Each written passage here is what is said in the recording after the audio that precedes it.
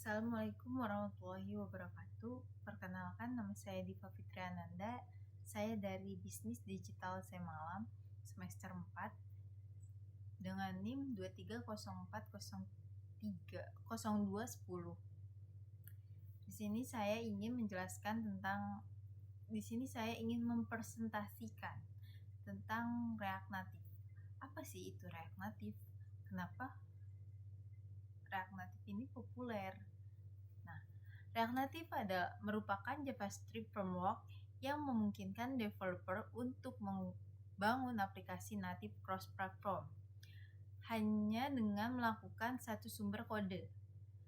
Kita dapat melakukan dua platform, yaitu baik itu dari Android ataupun iOS, yang pastinya sangat membantu developer untuk membangun sebuah aplikasi yang tidak perlu pengembangan satu persatu pada setiap platformnya.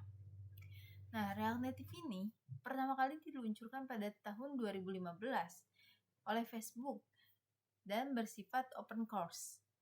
Dengan adanya React Native ini, kita tidak perlu lagi membuat banyak versi dari aplikasi yang compatible dan dengan setiap sistemnya. Kenapa React Native ini sangat populer? Ada beberapa alasan. Salah satunya, pengembang hanya perlu membuat satu kode untuk membuat aplikasi yang menggunakan sistem operasi Android maupun iOS, sehingga dapat menghemat banyak waktu. Itu salah satunya adalah menghemat waktu ya. Dan selanjutnya, React Native ini sebuah framework yang dibangun menggunakan library JavaScript yang sudah populer,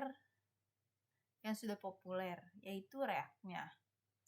Dan selanjutnya, pengguna framework ini dapat menarik minat para developer untuk mencoba meningkatkan kemampuan dengan mengembangkan aplikasi multi-platform ini. Terus selanjutnya, apa aja sih kelebihannya? Kelebihannya pertama, menghemat waktu, menghemat biaya, memiliki komunitas yang besar. Nah, kenapa bisa menghemat biaya? Karena pengembang tidak perlu mencari 2 orang developer untuk mengembangkan aplikasi pada sistem operasi iOS ataupun Android. Dengan begitu pun anggaran dari kedua developer ini dapat dialokasikan untuk keperluan lainnya.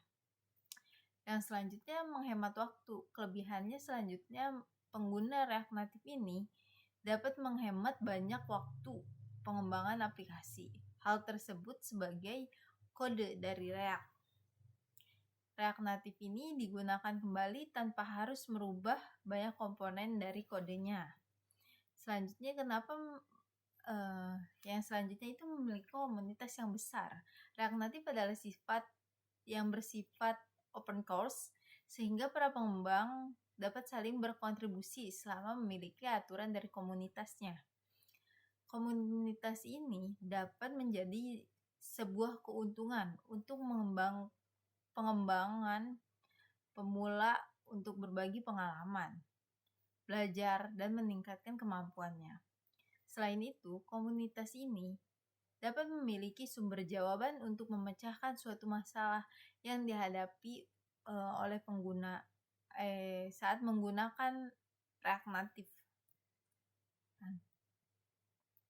Selanjutnya, apa aja sih kekurangannya? Yang pertama itu debugging dan kompatibilitas. Dan yang selanjutnya adalah kinerja. Apa sih itu debugging?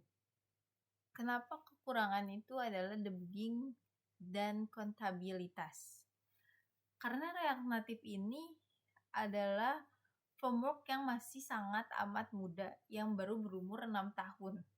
Karena itu, masih cukup banyak masalah kontabilitas dan kesulitan dalam melakukan debugging yang dapat ditemukan oleh pengembang. Hal ini dapat menjadikan kesulitan untuk para pemula. Nah, Selanjutnya itu apa? Selanjutnya adalah kinerja. Karena React Native ini digunakan dalam pengembangan aplikasi untuk beberapa sistem operasi, yaitu sebabnya kinerja dari hasil aplikasinya itu cukup rendah. Hal tersebut berbeda dengan aplikasi yang dikembangkan oleh beberapa pemrograman khusus ya pada setiap saat sistem operasinya.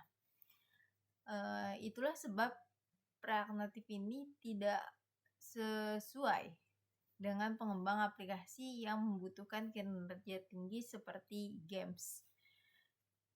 Kesimpulannya adalah, jadi React Native ini framework yang berbasis JavaScript dan dapat digunakan untuk pengembangan aplikasi untuk sistem operasi Android maupun iOS. React Native ini dapat digunakan dalam mengembangkan aplikasi, tetapi dapat juga memberikan kerugian yang sangat berdampak pada pengembang aplikasinya. Sekian presentasi dari saya, kurang lebihnya mohon maaf. Wassalamualaikum warahmatullahi wabarakatuh.